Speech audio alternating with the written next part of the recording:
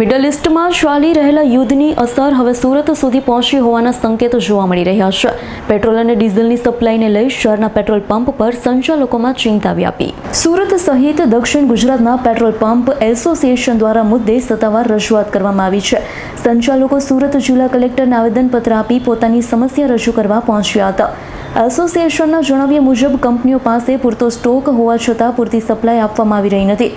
અગાઉના રોજના 3% petrol diesel આવતા જ્યારે માત્ર 1 જ ટાંકો મોકલવામાં આવી રહ્યો છે. એક તરફ સરકાર પૂરતો જથ્થો ઉપલબ્ધ હોવાનો દાવો કરી રહી છે, ત્યારે બીજી તરફ સપ્લાયમાં ઘટાડો થતાં સંચાલકો મુશ્કેલીનો સામનો કરી રહ્યા છે. આ પરિસ્થિતિમાં તાત્કાલિક યોગ્ય પગલાં લેવામાં આવે તેવી માંગણી સાથે પેટ્રોલ પંપ સંચાલકોએ જિલ્લા કલેક્ટરને આવેદનપત્ર આપ્યું હતું. ધીરુભાઈ તમાકવાળા, સુરત અને Tapi district petrol pump dealer એસોસિએશનનો સેક્રેટરી છું. એકચ્યુઅલી મિડલ ઇસ્ટમાં જે ક્રૂડની ને એ બધી ક્રાઇસિસ છે, હવે ક્રાઇસિસ જેને કારણે હોય તે એનું રીઝન ગમે તે હોઈ શકે, પરંતુ શું છે કે ક્રૂડ જે અહીંયા પહોંચતું નથી એની તકલીફ અત્યારે અહીંયા પેટ્રોલ ને ડીઝલ અને એલપીજી ગેસ અને સીએનજીમાં થાય છે. પરંતુ પરિસ્થિતિ એવી છે કે સરકાર તરફથી એક તરફ કહેવામાં આવે છે કે અત્યારે કોઈ પણ જાતની તકલીફ છે નહીં, આપણી પાસે પૂરતો જથ્થો છે, એટલે કોઈ પણ જાતનું લોકોએ પણ પેનિક કરવાની જરૂર નથી. હવે કંપનીએ પહેલાં શું હતું કે કંપની અમારી પાસે જે પ્રમાણે માલ જોઈતો હતો તે પ્રમાણે આપી દેતી હતી. હવે છેલ્લા 3-4 દિવસથી કંપનીએ એવું કર્યું છે કે ભાઈ તમને જે પહેલાં અમે માલ આપતા હતા તેના પૈસા જે બાકી હોય તે પણ ચૂકવી દો અને પ્લસ તમને જે માલ જોઈતો હોય તેના એડવાન્સ પૈસા પણ આપી દો. આપણે ડીલર્સોએ ગમે તેમ કરીને એડજસ્ટ કરીને પોતાની જાતનો સ્ક્વીઝ કરીને પૈસા કંપનીમાં આપી દીધા.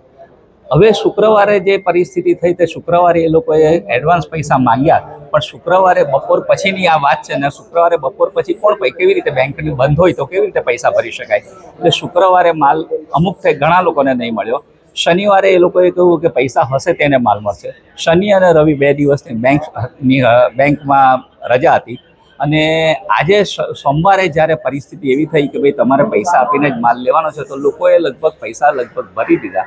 છતાં પણ અત્યાર સુધી શું છે કે એ લોકો એમ કહે છે કે તમને લોડ મળશે પણ છતાં લોડ ભરતા નથી, પેટ્રોલ ડીઝલ ભરતા નથી. એટલે અત્યારે પરિસ્થિતિ એવી થઈ ને કે પેટ્રોલ પંપવાળા પાસે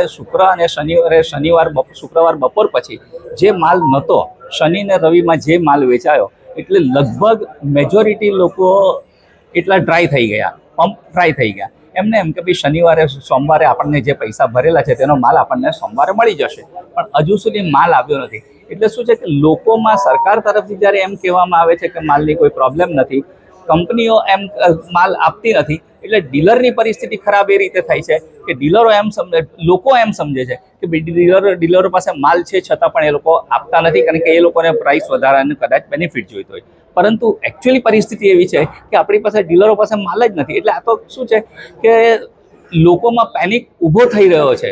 જે અત્યાર સુધી લોકોને શાંતિ હતી કે ભાઈ આપણને પેટ્રોલ ડીઝલ કે ગેસમાં કોઈ પણ જાતની તકલીફ પડવાની નથી, પરંતુ અત્યારે તો શું છે કે લોકોમાં પેનિક ઊભો થઈ ગયો છે. એટલે લોકો અત્યારે માલ મળતો નથી એને કારણે રઘવાયા થઈ ગયા છે.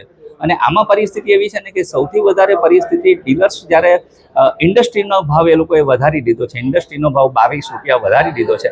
એટલે ઇન્ડસ્ટ્રી તો અત્યારે ચાલતી જ નથી. ઇન્ડસ્ટ્રીવાળા અમારી પાસે માલ લેવા આવે છે, અમે એ લોકોને આપી શકતા નથી કારણ કે અમારી પાસે લોકલ પબ્લિકને કેટર કરવા માટેનો જ માલ નહીં હોય તો ઇન્ડસ્ટ્રીને કેવી રીતે આપી શકે? એટલે અત્યારની પરિસ્થિતિ આ છે. એટલે જોઈએ હવે આ પરિસ્થિતિ ક્યાં જઈને અટકે છે. Thank you. Bureau report S9 news Surat. અમારી તમામ માહિતીથી અપડેટ રહેવા માટે જોડાયેલા રહો S9 ન્યૂઝ સાથે.